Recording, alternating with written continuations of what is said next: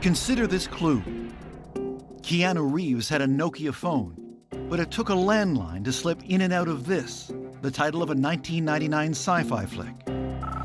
The correct response is what is the Matrix? But how can Watson figure that out? First, he breaks down the clue into grammatical parts, identifying key words and phrases. Then, Watson's powerful search engines churn through millions of documents, including the Internet Movie Database. What we do next is we take these documents and we pull out candidate answers. And we'll pull out, okay, Keanu Reeves, that could be a candidate. We'll pull out Nokia, we'll pull out The Matrix. Other movies starring Keanu Reeves also become possible answers. We'll pull out The Matrix 2, we'll pull out Speed, Bill and Ted's Excellent Adventure, all this stuff. Whoa.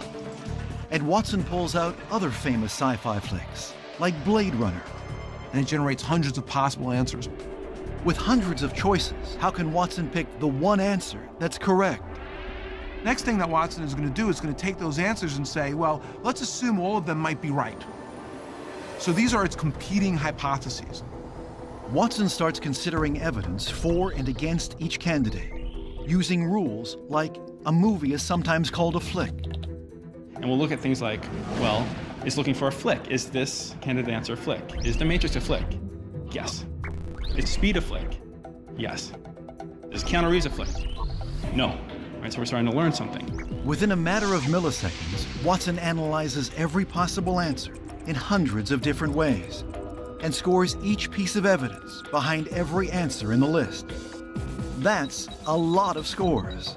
Problem is, you have all these different scores and they don't agree. You know, some of the scores are going to say The Matrix is the right answer. Some of the scores are going to say Keanu Reeves is the right answer. Some are going to think Matrix 2 is the right answer. And a lot of scores think Blade Runner is the right answer because it shows up so often as a sci-fi flick.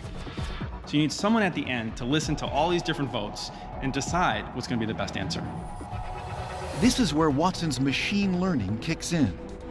Having studied thousands of other Jeopardy questions and their correct answers, Watson has learned what evidence is important and what's not.